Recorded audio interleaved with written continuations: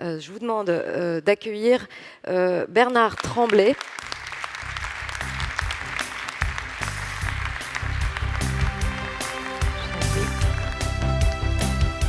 Bernard Tremblay, asseyez-vous, merci d'être avec nous. Bernard Tremblay est une personnalité du système éducatif québécois. Il a occupé plusieurs postes à l'intérieur de ce système.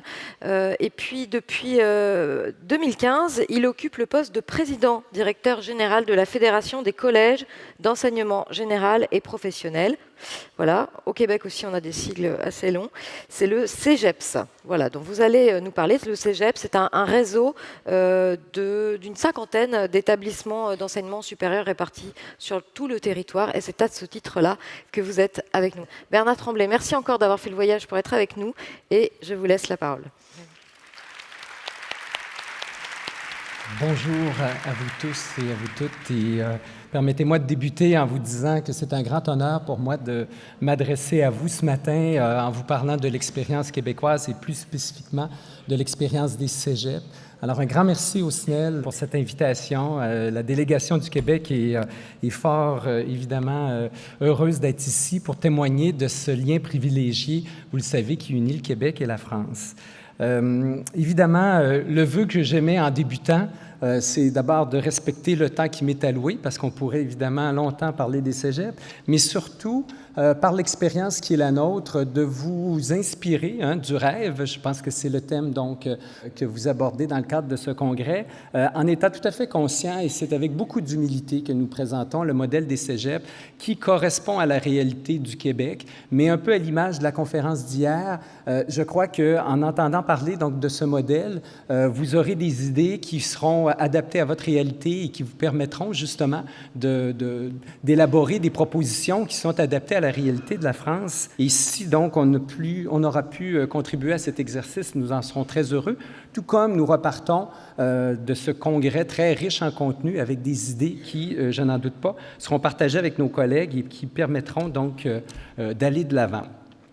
Ce matin, nous parlons plus spécifiquement donc de penser une école de la confiance et je me suis dit comment rattacher ce thème tout en vous présentant le réseau des cégeps. Et je me permettrais de dire, et c'est une opinion très personnelle, que les Québécois, et je vous tracerai dans un premier temps une brève histoire du Québec et de l'éducation au Québec pour établir ce point, avant de vous présenter dans un deuxième temps, de façon plus factuelle, le réseau collégial. Mais je me permettrai dans un premier temps d'émettre l'hypothèse que les Québécois sont des gens qui ont longtemps manqué de confiance. Quand on pense à leur histoire, dont je vous parlerai dans quelques minutes, on peut le comprendre, et que les cégeps ont été une réponse et ont permis justement cette prise de confiance collective qui a caractérisé le Québec depuis 50 ans. Et que cette confiance, évidemment, elle est maintenant collective, mais elle s'exerce aussi au quotidien dans nos cégeps par l'accompagnement individualisé de chacun et chacune de nos étudiants et étudiantes, afin justement de leur permettre de réaliser leurs rêves. Pour une population de 8 millions d'habitants aujourd'hui, vous savez que les Québécois donc, peuvent compter sur 2 millions de diplômés des cégeps, alors c'est quand même une réalisation importante. Donc, pour vous tracer à grands traits, et je ne suis pas historien, mais une brève histoire du Québec, bien que beaucoup d'entre vous, j'en suis sûr, connaissez le Québec. Vous savez, il y a un petit peu plus maintenant que de 400 ans, des Français téméraires ont décidé de s'établir sur les rives du fleuve Saint-Laurent, à l'autre bout du monde, dans un climat un peu hostile, avouons-le, et ont progressivement donc établi cette nouvelle France qui s'est terminée abruptement en 1759 par la conquête anglaise dans le cadre de la guerre de 7 ans. À la suite donc de cette conquête, il faut comprendre que les élites françaises ont quitté évidemment la colonie et que ce peuple de paysans qui était moins de 100 000 habitants s'est replié dans les campagnes et est devenu donc vraiment un peuple très axé sur l'agriculture et s'est tourné aussi vers l'Église pour assurer des services et pour assurer un développement social. L'État québécois, jusqu'en 1960, a été très peu présent dans le domaine social et ça a caractérisé beaucoup l'évolution du système d'éducation. Donc, des écoles privées ou publiques, mais vraiment chapeautées par l'Église, qui a fait de son mieux pour faire progresser donc la population. Mais dans une perspective, il faut l'avouer, où à l'époque, et ça fait écho à des commentaires qu'on a entendus aussi hier, à l'époque, disons qu'on ne sentait pas nécessairement le besoin d'une longue éducation pour les paysans. Si bien que lorsqu'on se retrouve à la fin des années 50, on fait le bilan que les Québécois francophones sont parmi les peuples les moins éduqués de l'Occident, alors que la minorité anglaise du Québec faisait partie d'une des populations les plus éduquées en Occident. Donc, un contraste très important et donc une prise de conscience collective qu'il fallait changer des choses. Et l'arrivée donc d'un nouveau gouvernement en 1960, dont le slogan était « Maître chez nous », alors ça témoigne aussi de l'esprit de l'époque, et qui venait remplacer, j'oserais dire, un gouvernement dont le premier ministre avait l'habitude de dire que l'éducation, c'était comme l'alcool, certains ne supportent pas. Alors, vous voyez que le contraste, hein? Donc, l'arrivée de ce gouvernement qu'on a qualifié d'équipe du tonnerre et qui a été ce qu'on appelle au Québec le début de la Révolution tranquille, de la transformation donc de l'État québécois et de la prise en charge par les francophones de leur destinée, a amené donc une transformation de l'éducation qui a débuté par la constitution d'une commission royale d'enquête, hein, le Canada étant une monarchie constitutionnelle, qu'on appelle communément la commission Parent. Et donc, on vous parlera beaucoup au Québec du rapport Parent, qui est le socle sur lequel le système d'éducation actuel s'appuie. Cette commission Parent qui a sillonné le monde a produit un rapport volumineux et a produit un certain nombre de recommandations. La première recommandation, et là ça va vous surprendre, c'est la création d'un ministère de l'Éducation nationale, puisque jusqu'en 1960, il n'y en avait pas au Québec. Et vous comprendrez que dans la structure canadienne, les provinces sont responsables de l'éducation. C'est pour ça que je vous parle du Québec, chaque province ayant un système différent.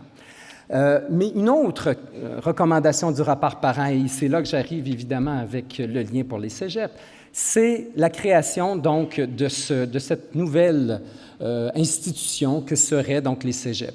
La commission Parent, qui était dirigée par Monseigneur Parent, donc l'Église était quand même très présente, a pensé donc cette idée d'une structure qui viendrait à la fin du parcours scolaire obligatoire, primaire, secondaire, donc qui permettrait à des jeunes de 17 ans de faire un passage dans une nouvelle institution, soit en prévision de quitter pour le marché du travail ou en prévision de préparer pour le niveau universitaire. Vous savez, Guy Rocher, qui est le seul survivant de la commission Parent, 93 ans, un homme exceptionnel, et je vous proposerai tout à l'heure un lien pour visionner une de ses conférences qu'il a fait dans le cadre des 50 ans des cégeps, disait, vous savez, de toutes les recommandations du rapport Parent, qui comptait quand même 5 tomes, de toutes les recommandations, la plus audacieuse, la plus utopique, celle qui, pour les membres de la commission Parent, avait le moins de chances de se réaliser, et c'est là qu'on a la part de rêve, c'était la création des cégeps, parce que ça allait vraiment à l'encontre d'une institution qui, à l'époque, était toute puissante et qu'on appelait le collège classique et qui était basé, évidemment, sur un profil beaucoup plus traditionnel, alors que le cégep est issu d'un heureux mélange d'idées, mais il s'appuyait sur les community colleges qu'on retrouvait à l'époque en Californie. Donc, cette transformation de notre système d'éducation est l'arrivée en 1967, puisque nous fêtons les 50 ans des cégeps, a transformé le paysage de l'éducation au Québec. Et quels étaient donc les objectifs associés à la création donc, des cégeps? D'abord, l'enseignement supérieur, puisque les cégeps font partie intégrante de l'enseignement supérieur au Québec avec les universités, et je vous décrirai tout à l'heure le parcours scolaire québécois pour vous situer. Mais donc, l'idée était donc de rendre accessible. Hein, et une des idées maîtresses, c'était la proximité de la maison d'enseignement des étudiants pour faciliter l'accès à l'enseignement supérieur. C'est pourquoi aujourd'hui, on a 48 cégeps à travers le Québec, mais on a surtout près de 100 centres d'études affiliés, donc un réseau vraiment complet qui couvre tout le territoire québécois. Il y avait aussi derrière l'idée du cégep, et là aussi ça fait écho à des propos qu'on a entendus hier, l'importance d'une gouvernance locale. Au Québec, les maisons d'enseignement ne sont pas des déconcentrations du ministère de l'Éducation, mais sont des établissements qui détiennent tous une gouvernance locale, que ce soit les commissions scolaires qui chapeautent les écoles primaires secondaires, que ce soit les cégeps ou les universités. Donc, l'idée d'une gouvernance locale qui permette au cégep vraiment d'être en lien avec son milieu propre et bien qu'elle a des comptes à rendre, le cégep a des comptes à rendre, pardon, au ministère de l'Éducation en raison du financement et de certaines règles, évidemment, établies centralement et des programmes nationaux que nous offrons, il reste que sa gouvernance s'ancre sur une instance locale. Une idée aussi de mixité sociale, une idée de maturation aussi des choix professionnels et surtout aussi une idée d'avoir un socle commun qui se poursuive au-delà du parcours primaire secondaire. Vous aurez compris que, et j'y reviendrai, le cégep est un passage, je dirais, obligé avant d'accéder à l'université au Québec, mais aussi et concilie aussi des parcours techniques qui permettent d'accéder au marché du travail. Alors, si bien qu'après le parcours primaire secondaire qui est au Québec obligatoire jusqu'à 16 ans, les étudiants, les étudiantes qui veulent poursuivre à l'enseignement supérieur peuvent être admis dans un cégep, soit pour un parcours préuniversitaire obligatoire de 2 ans pour accéder à l'université, ou un parcours technique de 3 ans qui conduit au marché du travail. Et donc, ces étudiants se retrouvent dans le même système, dans le même établissement. Vous aurez donc des étudiants en technique du milieu naturel de Saint-Félicien qui côtoieront des étudiants d'un parcours préuniversitaire. Vous aurez des étudiants en technique d'animation 3D de Matane qui côtoieront aussi des gens qui se destinent à des formations universitaires, ou des étudiants de technologie forestière de l'Abitibi-Témiscamingue, des étudiants de technique en production légumière biologique ou des étudiants en technique de soins infirmiers qui auront des cours de français, de philo, avec des étudiants qui suivent un parcours qui doit les mener à l'université. Et dans l'idée de la commission parents, c'était pour permettre une confirmation des choix d'orientation, faire en sorte que l'étudiant ait la possibilité, s'il s'est trompé, de faire un changement. Près de 30 de nos étudiants décident de faire un changement de programme parce qu'en côtoyant des étudiants avec un profil différent, ils viennent confirmer, dans le fond, leur vrai choix. Et j'aime dire que notre système est un système qui pardonne, puisque dans ce contexte-là, il n'y a pas de nouvelle demande d'admission, l'étudiant était déjà admis dans l'institution, il ne fait que changer de programme, et puisqu'il y a des cours communs pour tous les étudiants, il y a une partie de son parcours minimalement qui lui sera reconnue pour la poursuite de ses études. C'était donc vraiment une des avenues, je dirais, que privilégiait le rapport parent pour être en mesure de favoriser donc l'évolution du système. Il faut dire aussi qu'il y avait une intention avouée aussi de permettre l'accès à l'éducation aux femmes, qui était évidemment une lacune importante à l'époque. Si bien que aujourd'hui, quand on regarde les résultats 50 ans plus tard, on peut se vanter au Québec d'avoir le plus haut taux de diplomation postsecondaire chez les jeunes au Canada, un écart de 10 % à ce niveau-là. On peut se vanter aussi d'avoir un taux de satisfaction des employeurs vis-à-vis de la formation technique qui a été évalué récemment par un sondage à 95 % parce que vous aurez compris, j'ai peu de temps pour vous en parler, mais qu'il y a des maillages évidemment très forts entre les cégeps et les employeurs, dans la gouvernance du conseil d'administration, mais aussi par différents mécanismes qui seraient trop longs d'expliquer aujourd'hui. On a, je l'ai dit, une accessibilité maintenant sur tout le territoire. On a évidemment aussi produit un gain de scolarité extraordinaire pour les femmes au Québec. Et je peux me permettre de dire que si une des valeurs les plus fondamentales et les plus fortes au Québec, c'est l'égalité homme-femme, c'est grâce au cégep en particulier. Et surtout, on a développé aussi une conscience de l'accessibilité de l'enseignement supérieur pour tous.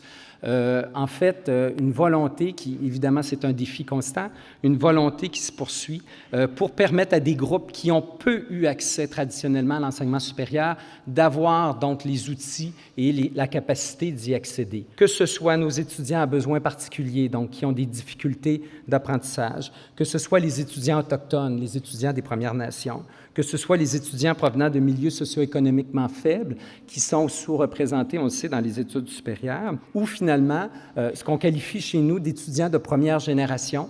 Avec l'histoire que je vous ai racontée, l'éducation au Québec, c'est assez récent qu'elle a pris cette ampleur. Alors, vous aurez compris qu'on a beaucoup d'étudiants dont les parents n'ont pas eu accès à l'enseignement supérieur. Et donc, il y a un défi, évidemment, aussi pour les accompagner, pour leur donner des modèles.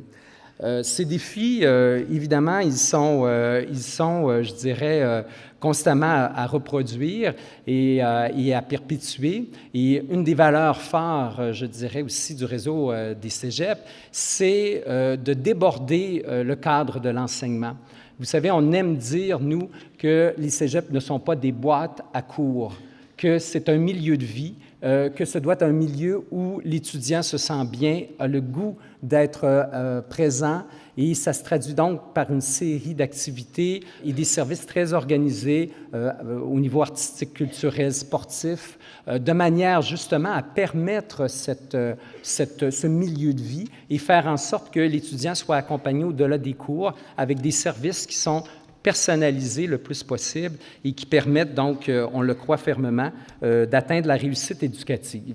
Réussite éducative, et je fais écho un peu à la présentation de M. Thierry Ly hier, qui est toujours en redéfinition, hein, qu'est-ce qu'on veut dire par la réussite éducative, mais je rejoins quand même ses préoccupations lorsqu'il parlait de transmission d'une culture commune, préparation au monde professionnel et accomplissement de la personnalité.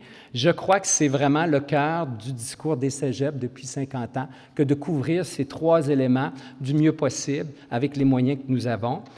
Sur la base aussi d'institutions, il faut le dire, et ça aussi, c'est derrière l'idée du cégep. Je vous rappelle qu'il n'y a que 8 millions d'habitants au Québec et qu'il y a quand même 48 cégeps. Vous aurez donc compris que ce sont des établissements de petite taille qui permettent aussi ce développement de l'autonomie pour le jeune avant d'accéder à des universités qui parfois peuvent avoir 40 000, 50 000 étudiants.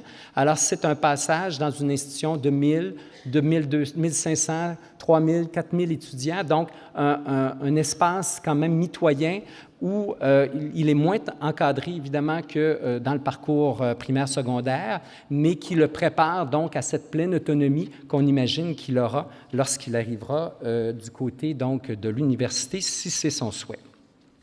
Le temps file, alors je me permettrai tout de suite de passer à la présentation, la présentation PowerPoint que j'ai amenée, et vous me permettrez de faire une présentation quand même assez brève pour être sûr que nous avons le temps donc de couvrir les sujets importants. Et surtout, je veux absolument vous faire visionner une courte vidéo dans quelques instants qui vous permettra donc de mieux comprendre aussi notre réseau collégial. Alors, 48 cégeps, et ça me donne l'occasion de rappeler que le mot cégep est un acronyme qui veut dire Collège d'enseignement général et professionnel, donc à la fois le volet préuniversitaire et le volet technique regroupés au sein de la même institution. C'est un réseau, comme je le disais, qui a été fondé en 1967. Et il faut rappeler qu'à l'époque, et c'est ça aussi qui est très inspirant, il y avait une prise de conscience collective des Québécois très, très forte pour et en faveur de la création de cette institution, puisque malgré un changement de gouvernement, malgré donc la transformation que ça impliquait, dès 1967, le gouvernement a dû, dans les semaines qui ont précédé l'ouverture des premiers cégeps, annoncer que des cégeps additionnels allaient être créés pour faire face à la pression populaire. Donc, il y avait vraiment, et c'est toujours le souhait qu'on a, hein, que la population devienne un acteur clé pour défendre, évidemment, les budgets de l'éducation. Donc, on se rappelle qu'à l'époque, c'était le cas. Au tout début, à peine 15 000 étudiants. Aujourd'hui, plus de 776 000 étudiants. Je l'ai dit, nous sommes répartis sur tout le territoire et nous couvrons les deux réalités, donc la réalité francophone et anglophone. Je me permets de rappeler ici que dans le cadre d'une étude produite par un doctorant du MIT il y a quelques années, on a pu mettre en lumière ce qu'on appelle l'effet cégep. Je vous ai mentionné tout à l'heure qu'en 1960, les Québécois francophones avaient un retard épouvantable au niveau de l'éducation comparativement à leur vis-à-vis anglophone. Et donc, un doctorant du MIT a fait l'analyse des résultats pour voir est-ce que l'arrivée des cégeps francophones et anglophones à la même époque a eu un effet différencié dans les deux communautés.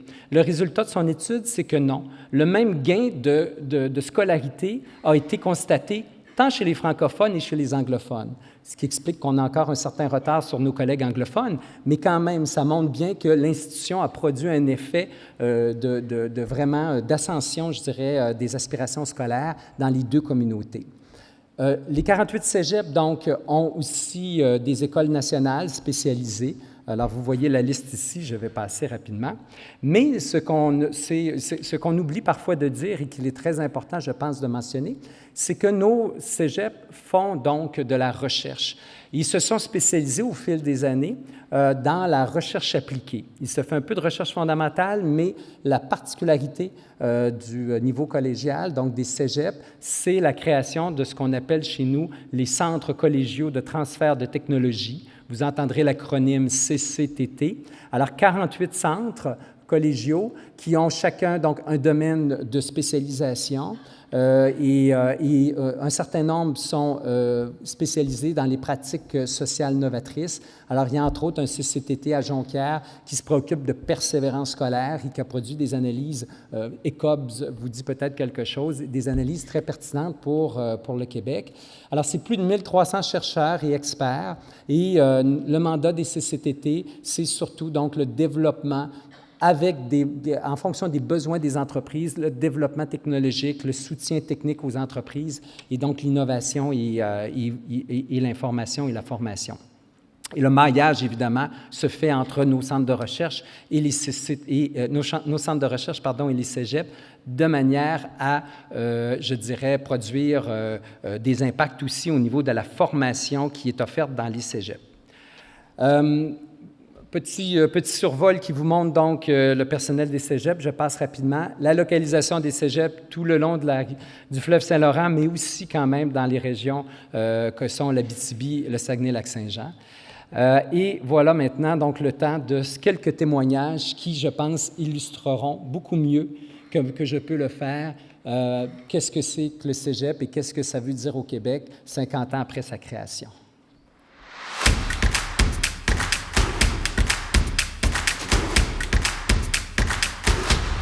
Pour moi, le cégep, c'est un échelon important qu'on gravit dans notre parcours académique.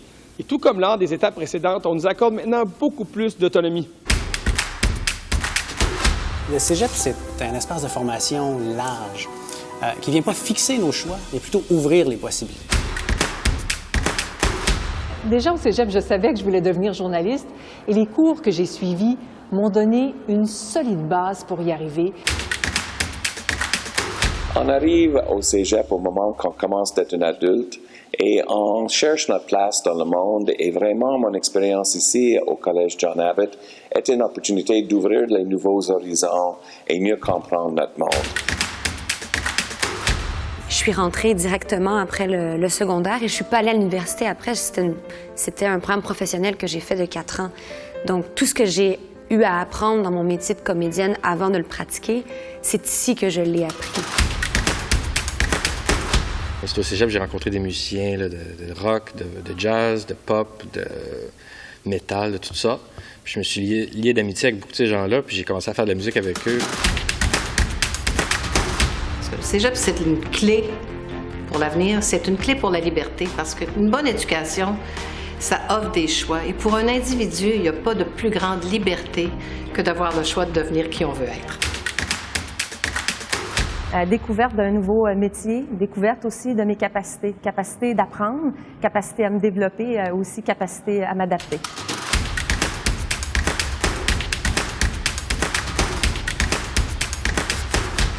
Je souhaite qu'aujourd'hui, on arrive à mieux tirer profit de ces racines des cégeps d'aujourd'hui.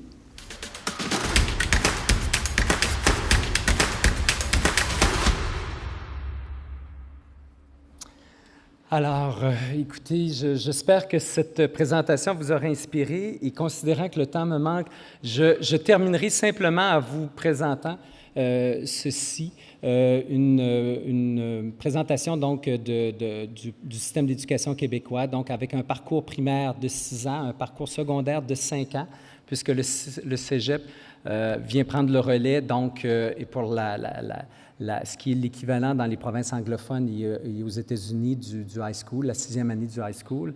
Et donc, vous voyez le parcours préuniversitaire de 2 ans, le parcours technique de 3 ans.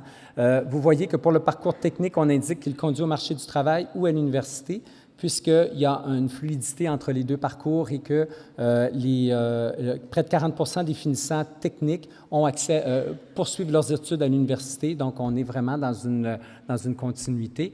Alors, évidemment, dommage de terminer rapidement, mais je veux respecter mon temps.